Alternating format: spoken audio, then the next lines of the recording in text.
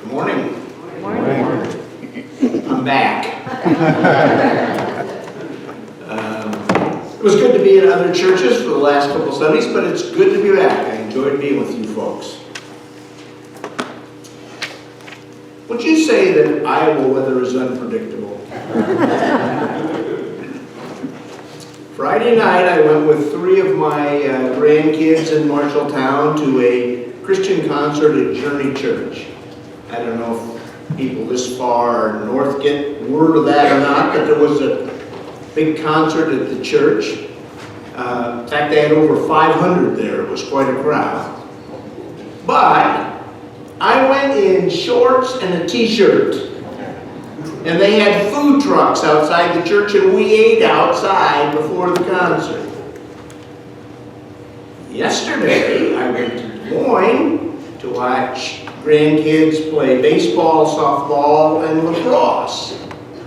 Wearing a hooded sweatshirt, a winter coat, and a blanket wrapped around me, and I was freezing to death. And then today I back out of the garage to come up here, and it is snowing. I was a little unpredictable. We want to talk about something today that is not unpredictable. We want to talk about something today that you can count on. Jesus asked the question. Not a question. He asked the question. We have to answer a lot of questions in our life, and some of the questions that we answer are important. This one is more important than any other question we answer. Who do you say Christ is? On that hinges everything. A reporter was looking for a story, and she contacted a paramedic who was a friend of hers and said, "Have you had any interesting calls recently?" And he said, "Well, yeah, I did." He said, "We got a call from a big uptown church. And it was an usher in the church, and the usher called us because he said that he saw a man sitting in kind of the middle of one of the pews, and he became concerned about him. It's because he says, I was watching him, and he sat there with his head bowed and his eyes closed, and he did not move. And he did not move, and he did not move, and he did not move. And he says, I tried to move without being conspicuous to where I could see, but he was in the middle of the pew. I really couldn't get close. But I am concerned, and I want you to come." So he said, we loaded up and we got to church. When we got to the church, he said this usher that called us was nowhere around. I mean, couldn't figure, nowhere around. And the ushers that came to greet us at the door had no idea what we were talking about. And she said, "Well, that's something, I guess, but interesting." He says, "Well, the interesting part is that we carried out 5 men before we found the dead guy."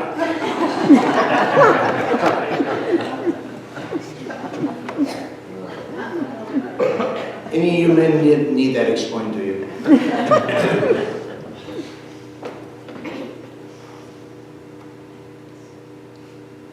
We just last Sunday celebrated what? Okay, Easter. And the time leading up to Easter we call the what season? Lent. Very good, the Lenten season. But there is the chance, sad as this might be, that there are folks who go through that whole season and go through last Sunday, Easter Sunday, and pretty much sleep through it. Because, well, for some of us, it's because, how long have we been going to church? How many Easter Sundays have we attended? How many times have we heard the story again and again and again. So as amazing as it is, as unbelievable as it is, we almost yawn. That's something we shouldn't do, right? We should not sleep through the message that answers the most important question. The message that establishes that He is God, and as we look at what He has done, we are reminded that Jesus has it all under control. And we need, do we not, to be reminded that Jesus has it all under control. There's a Christian artist that was popular in the 80s and 90s. You know, artists are popular when they go by one name. And he went by Carmen. And he was a rather interesting guy because he was raised in the church. He was raised by Christian parents. He was raised, he tells the story himself, he was raised and can remember when he was just a young lad, his parents taking him to a Bible study prayer meeting. And he said he can remember in that prayer meeting that his parents wanted to dedicate him to the Lord and wanted people to pray with them for that. And so he said, I can remember that the whole congregation that was there gathered around me, laid hands on me, and prayed for me, and dedicated me to the Lord. However, he said, that was them, not me. And I decided, he said, to check things out for myself. And he said, it would be pretty accurate to say that I went a long way from the church. He said, and I went a long way from what my parents and the people that prayed for me believed and trusted in. He said, I pretty much rejected it all. But he said, these are his words, he said, but it must have worked because I could not get away from that there was a God that loved me and that He wanted to have a relationship with me. And so Carmen talks about how he personally, we talked about this in church a couple weeks ago, about how he personally invited Jesus into his life and Christ began to change his life. He went on then to write some music and sing songs and became a very popular Christian artist. He is rather unique in that, and I guess there are others that do this, but that he speaks as much of his songs as he sings them. And his most famous song is a song called The Champion. I don't know if any of you have heard that or not. It's a fairly long song. And in the song, he talks about the fight, he says, in the song, the fight that takes place between Jesus, the Son of God, and Satan. And between Jesus and his angels, and Satan and his angels.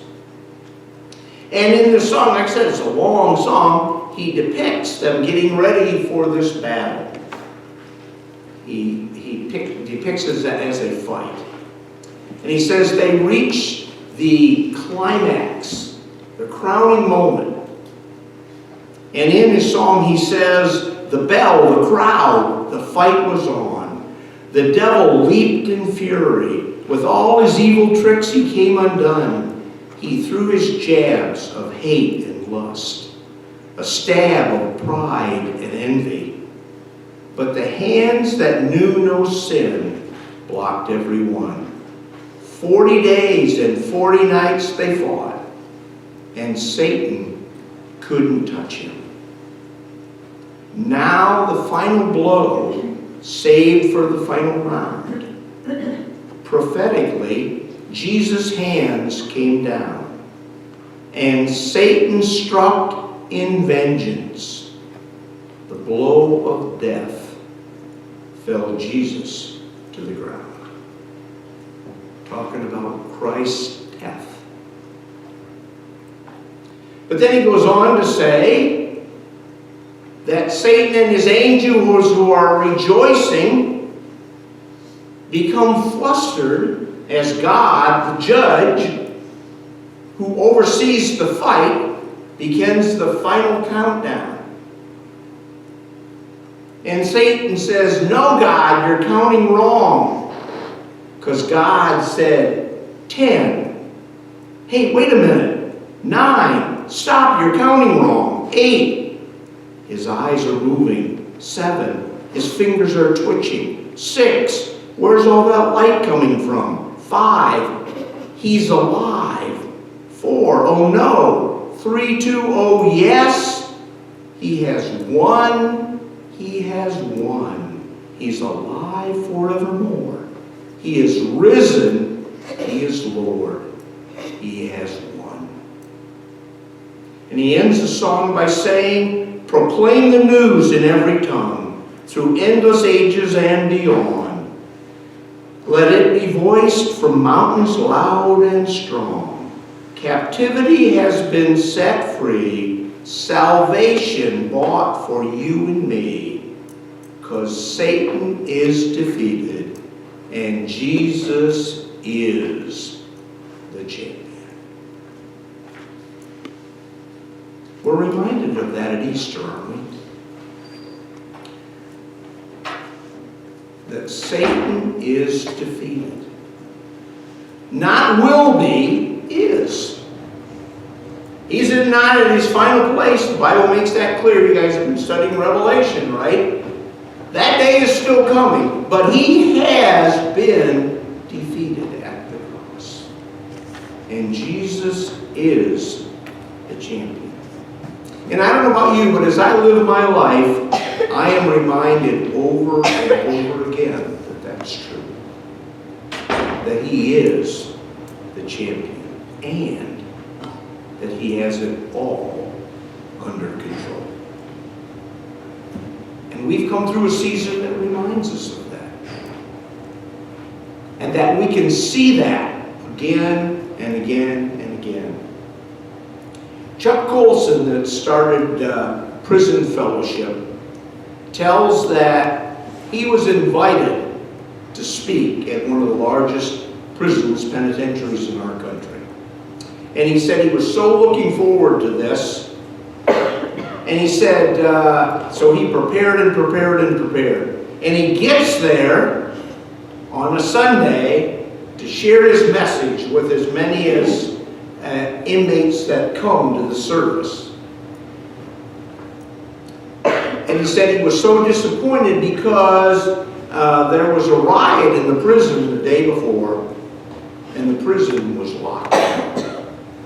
So instead of a huge crowd, and there maybe wouldn't have been either, but there would have at least been more than there was, because the prison was locked down, only a few of the select list were allowed to come.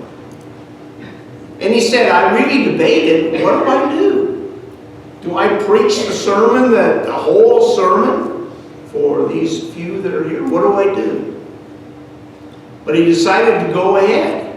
And so he preached the whole sermon. When he was done, he was talking with the warden. And he said, I admitted to the warden, he said, you know, I'm really kind of disappointed because I really worked hard on this and I was planning to pour my heart out. And then they couldn't come. And the warden says, well, there's something you should know. We prepared because we knew only a few were going to be allowed to come. So in every TV in this prison, your message will be preached every day for the next 5 days. So every person in that prison. It reminds us, doesn't it, what Easter teaches us, that God has it all under control.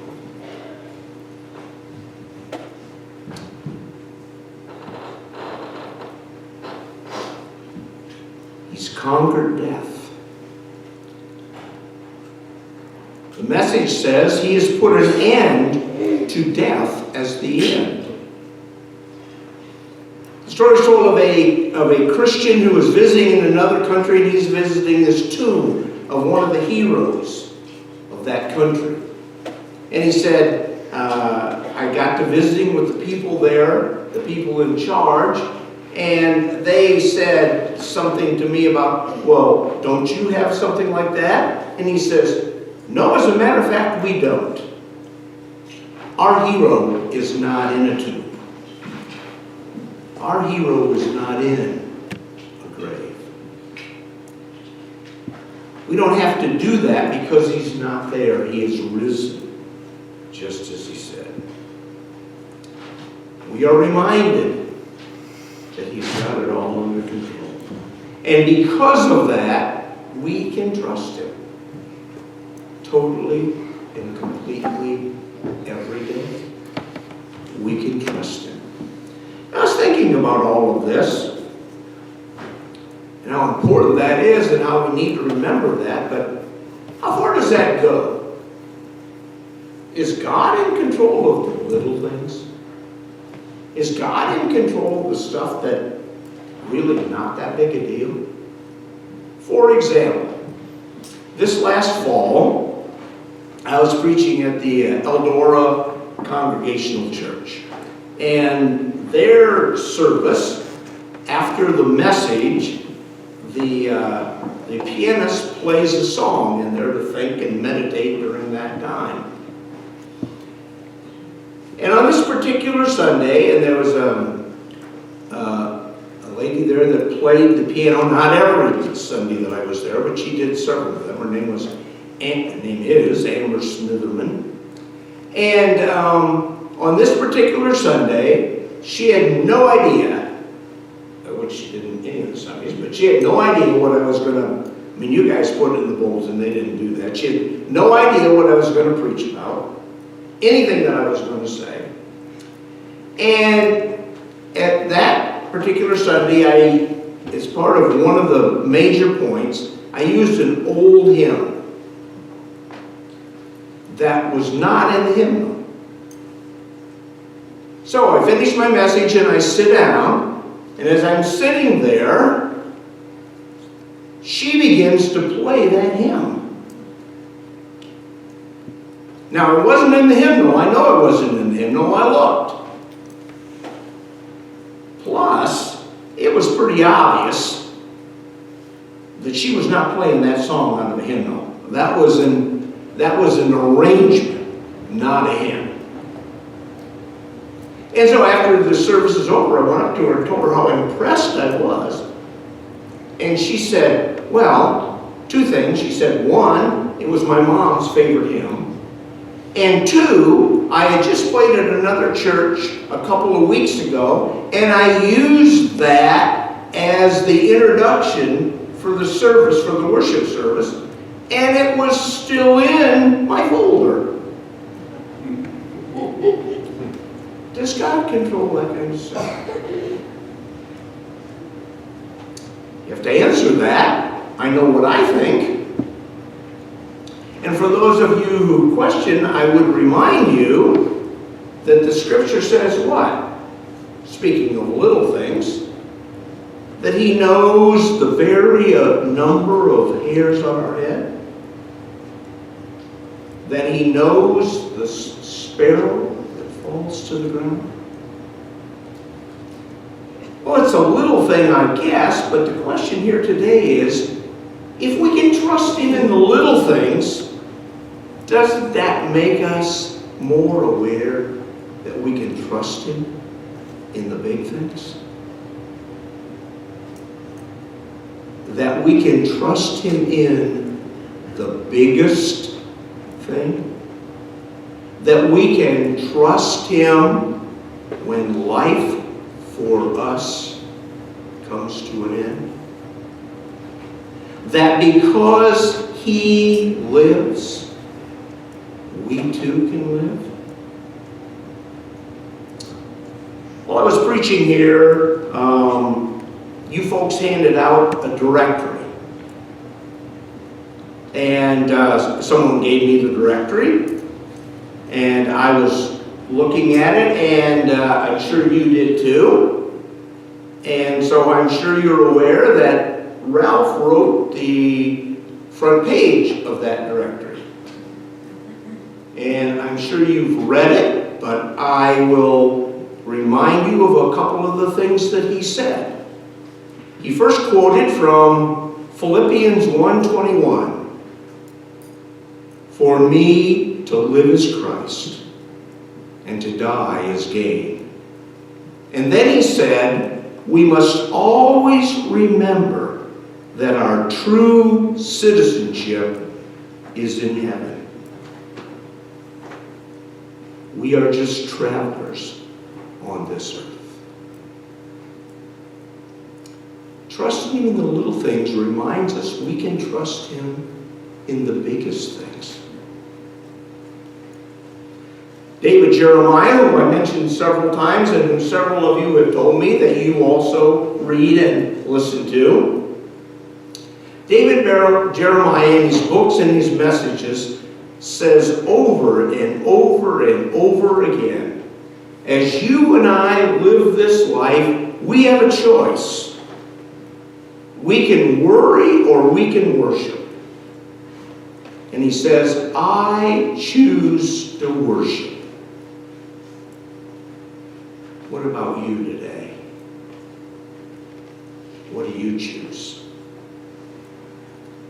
Oswald Chambers, who is a very famous Christian writer and thinker, says, worry is an indication that we think God cannot look after us. What do you think?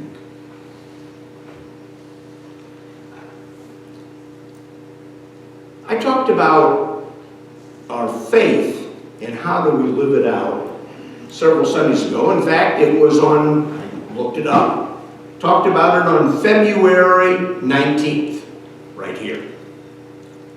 And reminding you about the importance of faith, I talked about the African impala. Does anybody remember that? No? Well, okay, some do. Good, thank you. About the African impala that can leap 10 feet in the air and can leap 30 feet out and yet can be confined in a solid wood fence that's only 3 feet tall. And the reason that that's the case is because the African impala will not jump unless it knows where its feet will land. And there's a lot of Christians that live their life that way. But real faith is to leap even when we can't see. Why? Why would we do that? Because we know that even though we can't see, He can. And He's got it all under control. Excuse me. I tried to incentivize my grandkids to learn some scriptures that I want them to learn. And it's worked fairly well. And the latest one that I had them working on was Psalm 33:22. May your unfailing love be with us, Lord, even as we put our hope in you. And my one grandson came up to me and he says, I got it, Grandpa. I said, let's hear it. And so he says, may your unfailing love be with us, Lord, even as we put our faith in you. And I said, that's good. good, and that was close, but that wasn't quite it. And he tried it again, did the same thing. May your unfailing love be with us, Lord, even as we put our faith in you. Finally, he got it. Finally, he said it right. May your unfailing love be with us, Lord, even as we put our hope in you. But you know, I was thinking about that, and even though he got it wrong, he got it right, didn't he? Because if we don't have a faith, a strong faith, we will not have hope. Our hope comes from our faith. Our hope comes from our trust in him. Again, David Jeremiah says, whatever you're facing, whatever you're dealing with, remember that God is always in control and he is with you. And we've come through the Lenten season, we've come through Easter last Sunday that reminds us what? He is risen, he is in control, and he is